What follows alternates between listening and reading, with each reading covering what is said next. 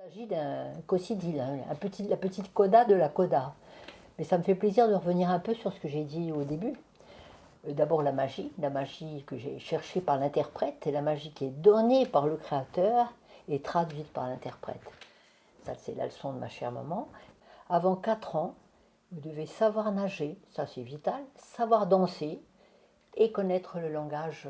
C'est la leçon de Schumann à ses petites filles, il ajoutait tricoter, ce qui à l'époque m'avait paru tout à fait non, absolument pas indispensable. Par contre, le solfège, oui. Et ensuite, la traduction du créateur, ma mère avait une conscience qu'on ne pouvait pas jouer un menuet de Mozart comme un menuet de Beethoven. Déjà, elle enseignait cette chose-là. J'ai été après chez Yvonne Lefébure, au Conservatoire de Paris.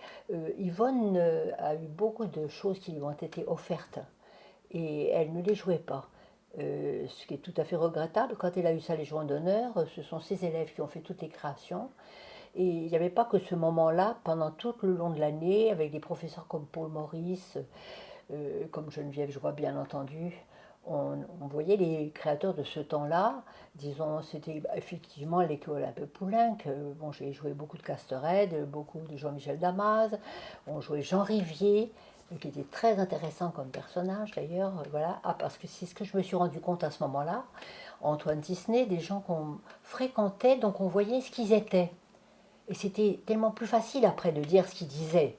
Surtout que le langage à ce moment-là était le langage classique. C'est Freddy Goldbeck, le mari d'Yvonne Lefébure, qui m'a fait rentrer dans le domaine musical. On a fait des concerts au Trocadéro, absolument Bussotti, etc., absolument extraordinaires.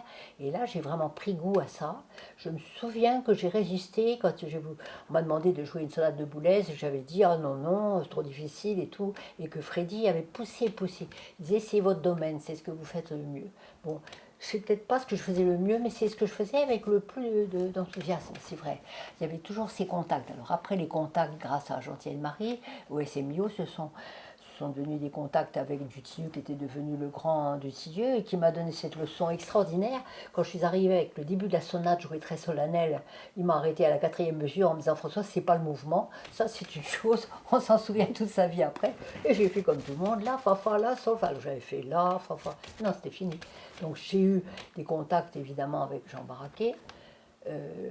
J'ai pas eu la chance de jouer devant Pierre Boulez, malheureusement, je le regrette, je voyageais beaucoup. Mais Jean Barraquet, ça a été un moment de la vie, c'est-à-dire 3-4 mois où j'ai travaillé sa sonate, j'allais le voir tous les jours. J'ai vu un homme qui, dans un langage sériel, pensait qu'il avait la voix de Schumann, la voix de Beethoven, la voix surtout d'ailleurs du grand Bach, bien entendu. Enfin, je replongeais dans mon univers à moi. Et Debussy, mais qui venait bien après Beethoven. C'était surtout Beethoven. Je le vois tirant les rideaux le soir et de me disant, je jouais à ce moment-là Rachmaninoff, Françoise, jouez-moi donc Rachmaninoff. Il était en fait beaucoup plus ouvert qu'on ne pensait. On a un peu ciré la musique à ce moment-là et je l'ai beaucoup regretté. Mais j'ai quand même eu des contacts avec, grâce au concours après, parce que j'ai voulu continuer ça avec le concours. C'est ça que je voyais de si intéressant. Par exemple, les rencontres avec quelqu'un comme Claude Vivier, qui était peut-être fou, il était fou musicalement, fou historiquement, fou tout court, hein, mais c'était extraordinaire. Et il adorait Déodat Séverac. Je me souviens d'avoir joué avec lui pendant un après-midi entier, jusqu'à minuit, les cloches, les multis qui reviennent, les multis qui repartent. Il adorait ça, c'était un univers à la fois, c'est cet univers de Déodat, à la fois il y a une tristesse derrière, il y a une très grande mélancolie, mais il y a il se pose de soleil, de lumière, voilà, c'est des souvenirs. Après, on souhaite, pour les gens qu'on aime beaucoup, et je me suis attachée à beaucoup de gens au concours, ces rencontres qui, par exemple, le cas de Winston Choi et Jacques Lenot, ont été assez miraculeuses quand même. Il n'y a pas que ça, il y a eu beaucoup. J'ai refait après un petit fonds de dotation Galaxy. J'ai essayé un maximum de refaire, avec mes moyens qui sont évidemment beaucoup plus petits, mais des commandes, ce qu'on appelle des commandes, c'est-à-dire qu'on demande aux compositeurs, avec des gens comme Martin Matalone, qui avait travaillé avec nous au moment de Christopher Falzoni, qui nous avait fait des très belles choses. J'ai essayé avec Philippe Hurel. On n'est pas allé au bout du projet, avec Jacques Lenot aussi, plusieurs fois. Ça peut venir, repartir. Je travaille beaucoup avec Didier Rotella. Curieusement, c'est la Corée qui est revenue vers moi en me demandant quelque chose à 4 mains avec électronique. Et j'ai pensé à Didier. Donc je fais encore de très belles choses. Elles sont très proches du concours, ça reste proche du concours. Donc des hommages à Madame Josette Sanson-François, le concours tel qu'il est maintenant. Les choses changent, les choses évoluent. Mais je pense qu'il y a une chose, on m'a dit qu'il s'orientait beaucoup justement, il serait même question d'un prix de composition. Et ça, je m'en réjouis, mais vraiment de tout mon cœur.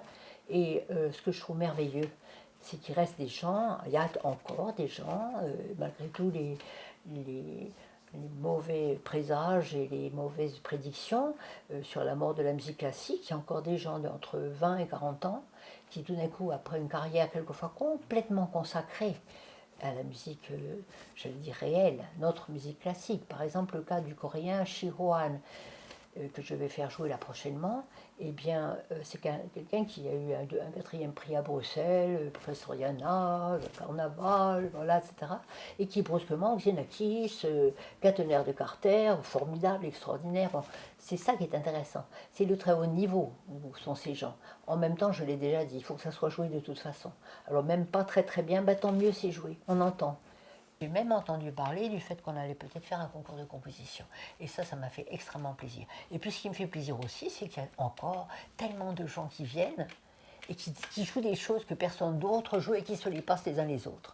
Cette espèce de marché un peu hétéroclite, justement, comme le disait Déodat, sans chapelle, aucune chapelle. C'est la création, c'est l'homme qui s'exprime, et la femme, bien sûr. Voilà, et je pense que c'est le but du concours et que on y est arrivé par moments. Il y a eu des années meilleures que d'autres.